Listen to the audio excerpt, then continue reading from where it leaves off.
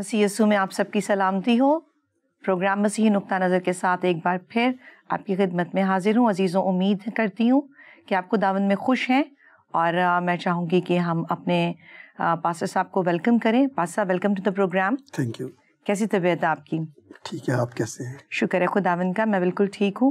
Pastor صاحب، آج جو ہم بات کریں گے ٹاپک ہے غیر قوموں کے لیے نور۔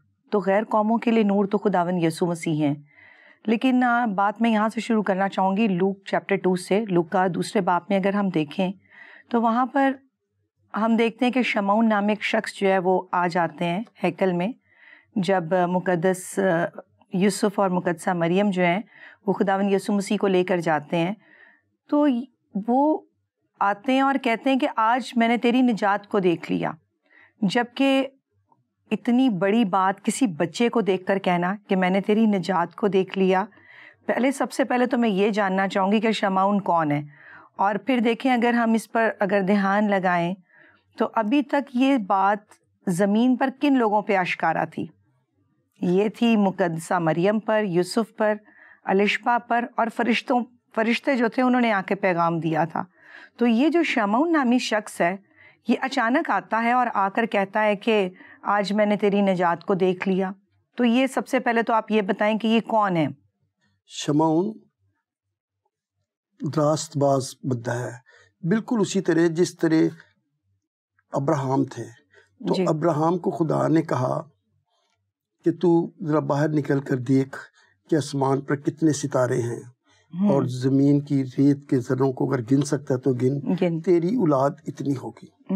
وہ بے اولاد تھا، اس کا کوئی بچہ نہیں تھا، اور اس کو امید بھی نہیں تھی بچوں کی، کیونکہ اس کی بیوی بوڑھی تھی اور وہ بھی بوڑھا تھا۔ لیکن کیا ہوا، اس نے خدا کی اس بات کو مانا کیا۔ تو یہاں پر یہ جو ہمارے بزرگ ہیں شمعون، ان کے پاس خدا کا فرشتہ آیا اور اس نے کہا کہ جب تک تو خدا کی جو اسرائیل کی تسلی کی نجات کا پیغام دیا جاتا رہا ہے اس کو تو نہ دیکھے گا، یعنی اس بچے کو جو نجات کا باعث بنے گا اس کو نہیں دیکھے گا تو تو نہیں مرے گا۔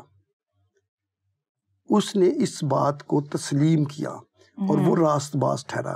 جس طرح ایمان سے ابراہم راست باز ٹھہرا، اسی طرح شمعون بھی ایمان سے راست باز ہے۔ اس کے اوپر خداوند کا اس کے اوپر روح تھا، اور روح ہی اس کی ہدایت کرتا تھا۔ تو اس لیے جب اس نے یہ بات تسلیم کر لی، آپ نے ایک دفعہ پڑھا ہے کہ خداوند یسوع مسیح نے اس کو کہا تھا پطرس کو کہ تو مجھے کیا سمجھتا ہے؟ تو اس نے کیا کہا تھا؟ میں تجھے زندہ خدا کا بیٹا مسیح سمجھتا ہوں۔ تو جب اس نے یہ کہا تو اس نے کہا یہ بات تجھے گوشت اور خون نے نہیں بتائی، یہ میرے باپ نے بتائی ہے۔ تو شمعون کو بھی باپ نے روح القدس کے ذریعے یہ بات بتائی تھی کہ جب تک تو نجات کو دیکھ نہ لے گا تو نہیں مرے گا۔ تو شمعون ایسا ہی مقدس آدمی تھا جو تسلی کے لیے، اسرائیل کی تسلی کا انتظار کر رہا تھا۔ اچھا، یہاں آپ تسلی کی بات کریں، یہ تسلی کا کیا مطلب ہے یہاں سے؟ وہ تو خدا کے لوگ تھے، چنی ہوئی قوم تھے، اور خدا تو ان سے اس قدر محبت کرتا تھا، خدا ان کے ساتھ ان کے درمیان رہتا تھا، تو کس تسلی کے منتظر تھے؟ دیکھیں، جو خدا تھا یہ اسرائیلیوں سے بیزار تھا، ان کی قربانیوں سے بیزار تھا، ان کے رویوں سے بیزار تھا، ان کے دل سخت تھے۔ تو جب وہ سخت تھے، اور تو اسی لیے تو انہوں نے اس کو کسدیوں کے حوالے کر دیا تھا، کیونکہ وہ جو کلام میں لکھا تھا، جو موسیٰ نے ان کو توریت دی تھی، اس کے اوپر وہ عمل نہیں کرتے تھے۔ وہ جا کر ایسے کام کرتے تھے جو نہیں کرنے چاہیے۔ وہ غیر قوموں میں جا کے شادی کرتے تھے، اپنی بیٹیاں ان کو دیتے تھے، ان کی بیٹیاں اپنے بیٹوں کے لیے لیتے تھے، اور بتوں کی پوجا کرتے تھے، بت خانوں کے اندر جاتے تھے۔ تو یہ سارا کچھ خدا کو ناپسند تھا، تو خدا نے ان کو ترک کر دیا تھا۔ لیکن پھر یسایہ نبی کی معرفت خدا ان کو کہتا ہے، یسایہ 57 باب 18 آیت میں لکھا ہے، میں نے اس کی راہیں دیکھی ہیں اور میں ہی اسے شفا بخشوں گا۔ میں نے ان کی راہیں دیکھی ہیں، اس کا مطلب ہے کہ میں ان کو جانتا ہوں کہ وہ خود کبھی بھی بہتر نہیں ہو سکتے، میں ہی ان کو شفا بخشوں گا، میں ہی ان کی رہبری کروں گا، اور ان کے غم خاروں کو پھر دلاسا دوں گا۔ تو وہ اس دلاسے کی امید میں تھے سارے کے سارے بنی اسرائیل۔ تو لازم بات ہے کہ یہ ایک عالم آدمی تھا شمعون، تو جب اس کو یہ فرشتے نے بتایا کہ تو جب تک خدا کی نجات کو دیکھ نہ لے گا تو نہیں مرے گا، تو اس نے اس بات پہ یقین کیا. اور پتہ نہیں یہ بات اس کو کس عمر میں بتائی گئی، اور اب وہ نہایت ہی بزرگ آدمی تھا. تو اس وقت سے وہ انتظار کر رہا تھا، اور اس کو پتہ تھا کہ خدا وعدوں کا سچا ہے، اور وہ ضرور ایسا مجھے کرے گا اور پھر ہی میں مروں گا. آمین. اچھا، یہ بہت خوبصورت بات کہ وہ ایک بہت ہی بزرگ آدمی تھا. تاریخی طور پر ہم کیا جانتے ہیں، مطلب اس کا خدا کے ساتھ جو تعلق تھا، کیونکہ آپ نے ذکر کیا کہ فرشتے نے آ کر اس کو بتایا، تو تاریخی طور پر ہم ان کے بارے میں کیا جانتے ہیں کہ شمعون جو ہیں، کیونکہ اچانک سے ہی بائبل میں ان کا ذکر آتا ہے، اور اس ذکر میں اتنی بڑی بات کہ ایک چھوٹے بچے کو دیکھ کر وہ کہتے ہیں کہ آج میں نے تیری نجات کو دیکھ لیا. تو بچے کو دیکھ کر نجات کا ذکر کرنا، نجات کا بیان دینا، اس کی گواہی دینا، اور اس بات کو اس کے پیرنٹس کے سامنے اناؤنس کرنا بہت بڑی بات ہے. تو تاریخی طور پر یہ بڑے مضبوط ہوں گے. تو ان کا کوئی انٹرو شمعون کا؟ شمعون جو تھا یہ ربی تھا، ربی استاد تھا، اور یہ جو تھا یہ سنہیڈرین جو یہودیوں کی سب سے بڑی مذہبی کونسل تھی، اس کا یہ پریزیڈنٹ تھا. یہ کوئی عام آدمی نہیں تھا. اور جو مشہور عالم ہے جس کی جو پالوس کا استاد تھا، گیملیل، جی، اس کا یہ باپ تھا، گیملیل کا یہ باپ تھا. اور یہ عالم آدمی تھا، ربی تھا. اور اس کو جب یہ بات بتائی گئی تو یہ اس وقت سے یہ انتظار میں تھا کہ کب وہ دن آئے گا کہ میں خدا کی نجات کو دیکھوں گا. بہت خوبصورت پاسٹر صاحب. اس کے ساتھ ہی یہ جو ملاقات ہوئی ہے کہ وہ تو گئے تھے شریعت کے مطابق اپنے قربانی دینے کے لیے، چڑھانے کے لیے جاتے ہیں ہیکل میں، شمعون بھی آ جاتے ہیں. ان کی یہ ملاقات جو ہے یہ کوئنسیڈنس ہے کہ سب ایک ہی وقت میں آ بھی گئے اور اس نے بچے کو دیکھا اور ایک دم سے یہ اناؤنس کر دیا کہ آج میں نے تیری نجات کو دیکھ لیا، اب اپنے خادم کو سلامتی سے رخصت کر. اتنی بڑی یہ کوئنسیڈنس تھا یا کیا تھا؟ میں ذرا آپ کو تھوڑا ڈیٹیل سے بتاتا ہوں جی. کہ یہ جب خداوند یسوع مسیح پیدا ہوئے تو 8ویں دن ان کا ختنہ ہوا، نام یسوع رکھا گیا. پھر 30 دن اور ہوتے ہیں کہ وہ پاک ہو جائیں. تو جب وہ پاک ہو گئے تو وہ، کیونکہ لکھا ہوا ہے کہ سارے پلوٹھے میرے لیے مقدس ہیں، یعنی پلوٹھے میرے ہیں. تو وہ ان کو ہیکل میں لے کر جاتے تھے قربانی کرنے کے لیے. تو وہ وہاں پر قربانی کرتے تھے. جو امیر تھے وہ بڑی قربانی کرتے تھے، لیکن غریب لوگ کمریوں کو یا کبوتروں کے بچوں کو وہاں پر قربان کرتے تھے. تو یوسف بھی مریم کو لے کر ہیکل میں آیا. یہ ایک طرف سے آئے تھے. دوسری طرف جو شمعون تھا اس کے پاس فرشتہ آیا، اور فرشتے نے اس کو کہا، یہ میٹنگ جو تھی یہ فرشتوں نے ارینج کی تھی، روح کی مدد سے ارینج ہوئی تھی، روح القدس نے ارینج کی تھی کہ تو جا اور جا کر ہیکل میں تو آج خدا کی بھیجی ہوئی نجات کو دیکھے گا. کتنی بڑی بات ہے. تو وہ وہاں آ گیا. جب مریم اور یوسف نے وہ بچے کو اس کی قربانی کر لی، ساری مذہبی رسومات سے وہ آزاد ہوئے، تو وہ واپس جانے کے لیے مڑے تو شمعون نے بچے کو گود میں اٹھا لیا، اور گود میں اٹھا کر خدا کا شکر ادا کیا، خدا کی حمد کی، اور کہا کہ میں نے آج تیری نجات کو دیکھ لیا ہے. آپ اندازہ کریں کہ ایک اتنا بڑا عالم، اتنا بڑا بزرگ جو اتنی مدت سے انتظار کر رہا تھا، اس کے دل کی کیا حالت ہوگی.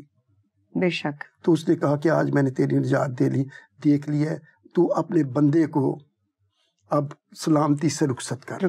تو اس نے اپنے لیے، اب وہ کہہ رہا ہے کہ میں اتنا بزرگ ہو گیا، میں جینا نہیں چاہتا، مجھے اب اٹھا لے، میں نے تیری نجات کو دیکھ لیا. اتنا بڑا کام جو تھا وہ آج سرزد ہو گیا.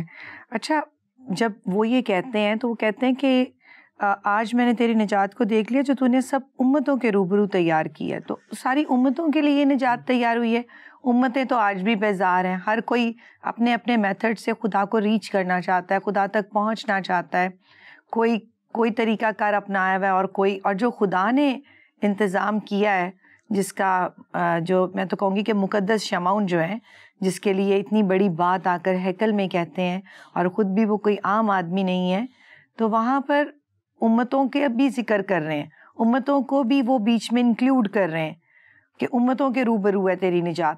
تو نجات کا تو آج کسی کو پتہ ہی نہیں ہے. دیکھیں ایسے تو نہیں کہیں, بات اصل میں یہ ہے کہ جب خداوند یسوع مسیح نے آنا تھا جی تو اس سے بہت پہلے شروع تو خدا نے خود ہی کیا تھا کہ تو اس کی ایڑی پر کاٹے گا اور وہ تیرا سر کچلے گا. بے شک شروع تو وہیں سے ہو گیا تھا, لیکن اس کے بعد ہر ایک نبی نے خواہ بڑا ہو یا چھوٹا ہو, انہوں نے یسوع مسیح کے آنے کی پیشن گوئی کی. تو امتیں تیار ہو رہی تھیں کہ سلامتی کا شہزادہ آ رہا ہے. یہ چھوٹا سا ایونٹ نہیں تھا, یہ دنیا کا سب سے بڑا ایونٹ ہے کہ خداوند یسوع مسیح کا پیدا ہونا, اس کا کلام مقدس کے مطابق دکھ اٹھانا, مر جانا اور جی اٹھنا اور آسمان پہ واپس چڑھ جانا.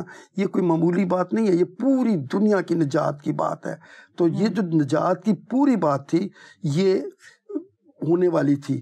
تو یہ کوئی ایک دن میں نہیں ہوئی تھی, اس کو سب نبی سلسلہ بسلسلہ بیان کرتے آ رہے تھے.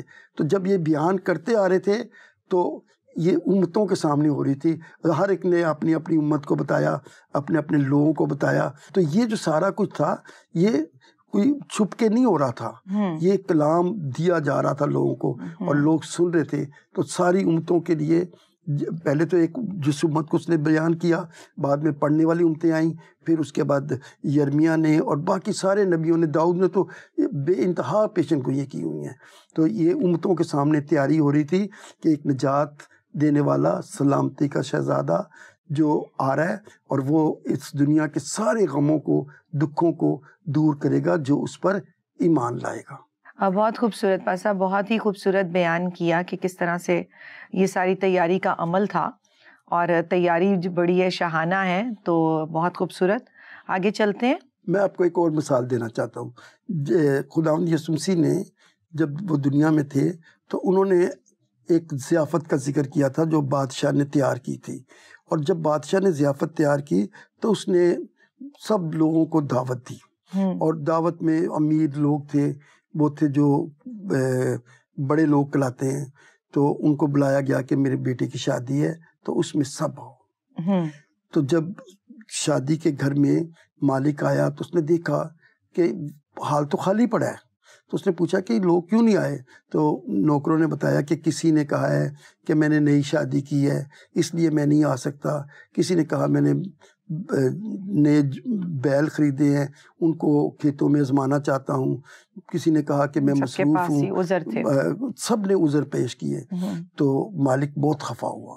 اس نے کہا کہ ایسا کرو کہ جاؤ سڑکوں پر, چوکوں پر, باغوں میں, گلیوں میں, جو بھی لنگڑا لولا جیسا بھی کوئی ملے اس کو لے آؤ تاکہ میرا گھر خالی نہ رہے. کہ جب وہ وعدے کی سرزمین کے قریب پہنچے تو ان قوموں کو پتہ چلا کہ بنی اسرائیل یہاں تک پہنچ آئے, تو ان کے پتے پانی ہو گئے تھے, کیونکہ ان کو پتہ چل گیا تھا کہ وہ قوم آ رہی ہے جن کے ساتھ ان کا خدا چلتا ہے. موسیٰ نے کہا کہ میں تیرا کام تو کروں گا لیکن میں چاہتا ہوں کہ تو اپنا جلال مجھے دکھا, جلال والا چہرہ مجھے دکھا. شرط پہ پھر شرط رکھا کہ تو مجھے اپنا جلال والا چہرہ دکھا دے. خدا نے موسیٰ سے کہا کہ میں اپنی ساری نیکی تجھے بتا سکتا ہوں, میں اپنی ساری سچائی تجھے بتا سکتا ہوں, میں اپنا نام تجھ پہ ظاہر کر سکتا ہوں, میں جس پہ چاہوں رحم کروں یہ بھی تجھے بتا سکتا ہوں, لیکن میں اپنا چہرہ تجھے نہیں دکھا سکتا, کیونکہ تو جس دن میرا چہرہ دیکھے گا تو مر جائے گا. تو جب وہ سب لوگ آگے تو اس نے ضیافت کی.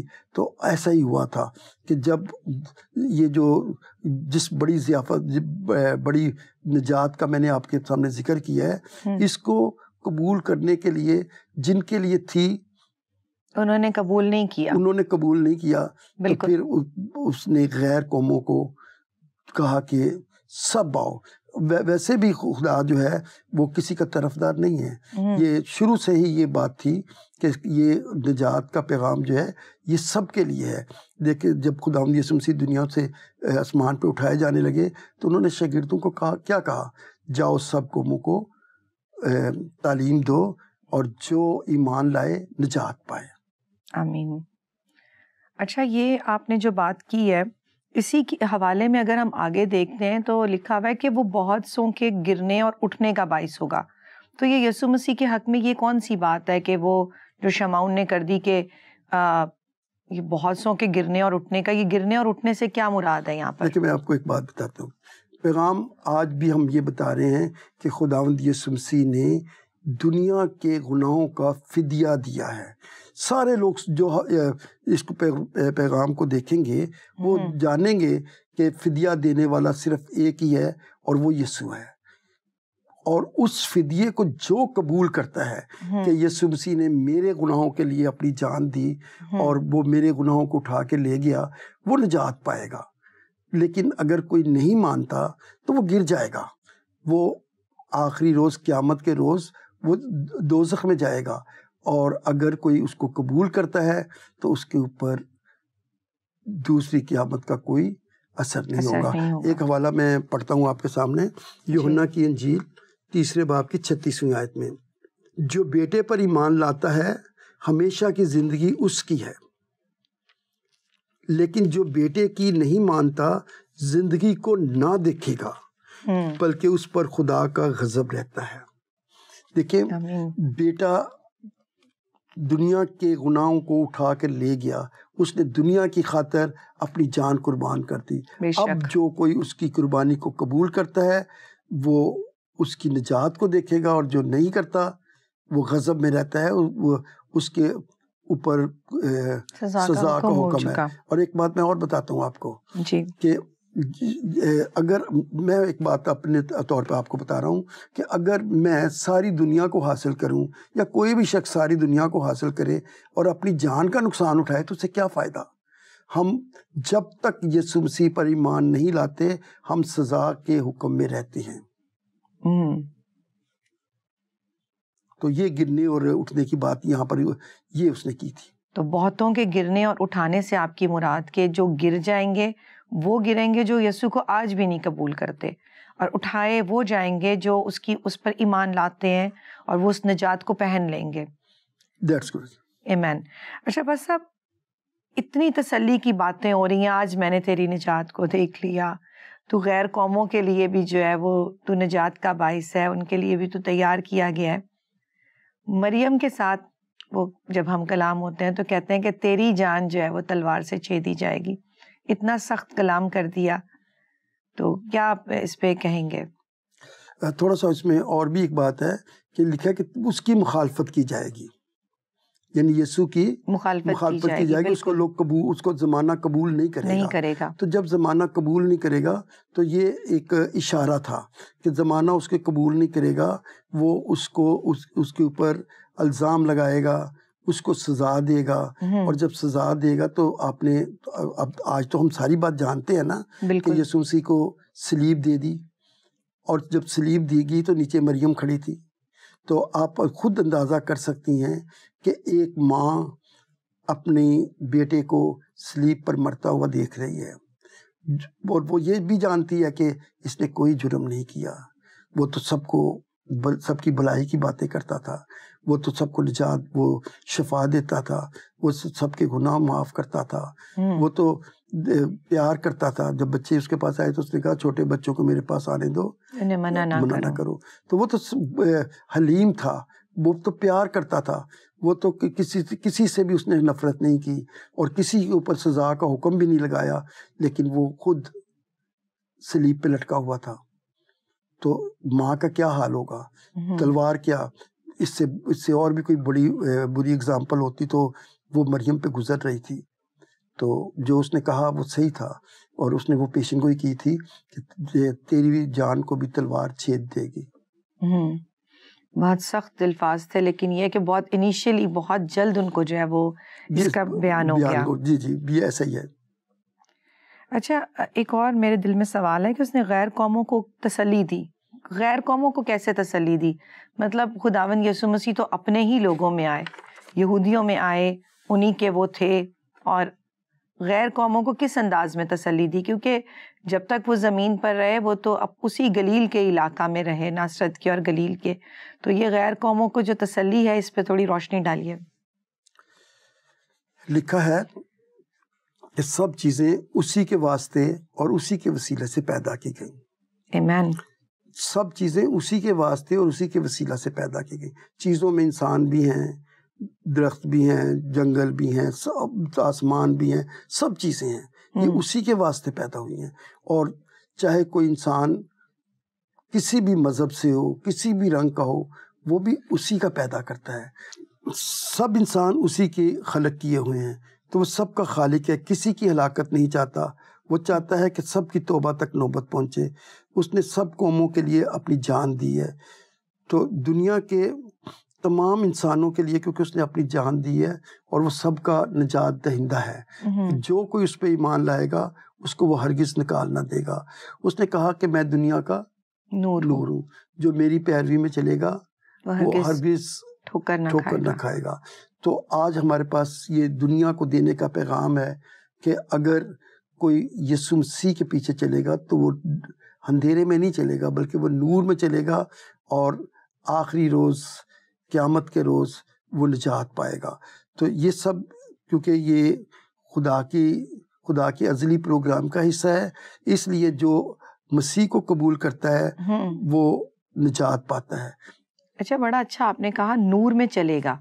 اندھیرے میں تو کوئی بھی نہیں چلتا. اگر آج تھوڑی دیر کے لیے لائٹ چلی جائے تو ہم اس کو ویٹ نہیں کرتے کہ ہم اندھیرے میں رہیں, ہم فوراً سے اپنا ٹارچ آن کر لیتے ہیں موبائل کا. تو ہے تو سب لوگ نور میں ہی ہیں. یہ نور میں چلنے کی آپ نے جو بات کی ہے, یہ کیا ہے, اس پہ تھوڑی سی روشنی ڈالیں. دیکھیں, یہ جو دنیا ہے نا, یہ شیطان کے حوالے کر دی گئی ہے. تو شیطان نے ساری دنیا کو اپنے قبضے میں کر رکھا ہے. وہ نہایت ہی چلاک ہے. وہ ہمیں دنیا کے کاموں میں اس نے پنسا دیا ہوا ہے. کیسے پنسایا ہوا ہے؟ اس نے ہمارے لیے بہت سارے کام دنیا میں پیدا کر دیے ہیں کہ ہم نے تعلیم حاصل کرنی ہے, ہم نے دنیا میں ایک اسٹیٹس قائم کرنا ہے, اور ہمیں یہ چیزوں کی, ان چیزوں کی ضرورت ہے, جیسے کار کی, بہت بڑے گھر کی, بہت ساری چیزوں کی. تو یہ ان چیزوں کے پیچھے اس نے ہمیں لگا دیا ہوا ہے. اور اصل کام جو ہمارا تھا کہ ہم اپنے خدا کی عبادت کریں, اس کے حمد و ستائش کریں, وہ کرنے کی بجائے ہم اس کے ساتھ شکوے کرنے لگ پڑتے ہیں کہ خداوندہ تو نے مجھے یہ نہیں دیا, تو نے مجھے کم بنایا, لوگوں سے کم بنایا. تو شکوے کرتے ہیں. یہودی بھی ایسا ہی کرتے تھے. یہودی بھی جب بھی پانی نہیں ملتا تھا تو ایک دم سے آ کے موسیٰ کو مارنے لگتے تھے کہ تو ہمیں یا بیابان میں لے آیا, مارنے کے لیے لایا تو ہمیں. تو وہ بھی ایسا ہی, ہم بھی آج ایسا ہی کرتے ہیں کہ کوئی بھی چیز کی کمی ہوتی ہے تو اس کو جائز اور ناجائز طریقے سے حاصل کرنے کی کوشش کرتے ہیں. جو انسان کے اندر وہ ابدی پیار اور محبت تھا وہ ختم ہو گیا ہے. اور جب یہ ختم ہو گیا ہے تو پھر انسان جو ہے وہ آپس میں لڑتے ہیں, جھگڑتے ہیں, اور ان چیزوں کے پیچھے پڑ کر وہ جو جس چیز کے لیے خدا نے تخلیق کیا تھا اس سے پیچھے ہٹ گئے ہیں. تو اس لیے اندھیرے میں چلتے ہیں. اور روشنی میں چلنا یہ ہے کہ ہم خدا کی حمد و ستائش کریں, خدا کی تعریف کریں. تو یہ دنیاوی چیزوں سے تو خدا کو کوئی لینا دینا نہیں ہے. خدا کو تو صرف یہ ہے کہ ہم ایک دوسرے سے پیار کریں. یسوع مسیح نے کیا کہا کہ جب تم ایک دوسرے سے محبت رکھو گے تو لوگ یہ جانیں کہ تم میرے شاگرد ہو. تو ہمیں تو آپس میں محبت سے رہنا ہے.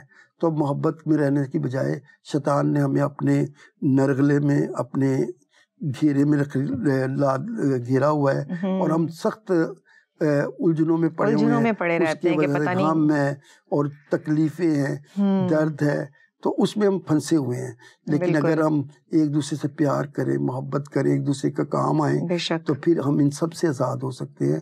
اس لیے کہا گیا ہے کہ جو یسوع مسیح کی تعلیم پہ عمل کرتا ہے وہ اندھیرے میں نہیں بلکہ روشنی میں رہے گا. آپ جانتے ہیں کہ خدا کسی کا طرفدار نہیں ہے. جو بھی اس کے کلام پر عمل کرتا ہے, جو بھی اس کی بتائی ہوئی راستوں پر چلتا ہے, دیکھیں جو اصل تعلیم ملتی ہے وہ توریت سے ہے کہ 10 حکموں میں ہے. اگر ان 10 حکموں کو ہم اچھی طرح ایکسپینڈ کریں, پھیلائیں, تو ہمیں پتہ چلتا ہے کہ ہم اپنی زندگی میں ان حدود کو کراس کرتے ہیں. اور جب ان حدود کو کراس کرتے ہیں تو سب سے پہلے دیکھیں نا, خدا کو ایک ماننا. تو آج لوگوں نے کتنے خدا بنائے ہوئے ہیں. لوگ عموماً کرسچن پہ بھی لوگ ایک الزام لگاتے ہیں کہ انہوں نے 3 خداؤں کو مانتے ہیں، جبکہ بائبل نے ہی پہلے دن سے بتایا ہوا ہے کہ سن اے بنی اسرائیل، تیرا خداوند خدا ایک ہے۔ تو ایک خدا ہے، تو ایک خدا کو ماننے والوں کو بھی لوگ 3 خداؤں کا ماننے والا کہتے ہیں۔ بالکل، جانے بنا بولتے ہیں نا، تو پھر کچھ بھی بول دیں۔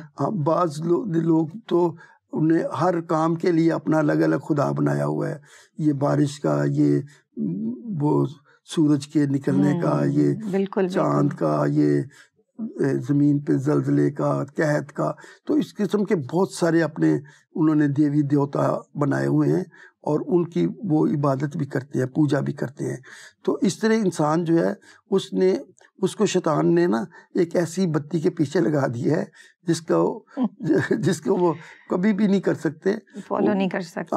دیکھیں، آپ بھی یہ بات جانتی ہیں اور میں بھی یہ بات جانتا ہوں کہ بت نہ تو بول سکتے ہیں نہ وہ چل سکتے ہیں، ہمارے اپنے ہاتھ کی کاراگری ہیں اور ہم انہی کے آگے سجدے کرتے ہیں، انہی کے آگے قربانیاں کرتے ہیں۔ خواہشات کے بھی بت ہیں پاس صاحب، آج کل خواہشات کے بھی بت ہیں، لوگوں نے خواہش کو بھی بت بنا رکھا ہے۔ ضروری نہیں ہے کہ کوئی ہاتھ سے ڈھال کے کرے، موبائل ایک بہت بڑا جو ہے آئیڈل بن چکا ہے، اس کے سامنے بیٹھ کر اس کو دیکھتے رہنا بھی ایک پرستش ہو رہی ہوتی ہے اس کی، کہ بس دیکھتے رہو اور انلمیٹڈ ہو جاؤ۔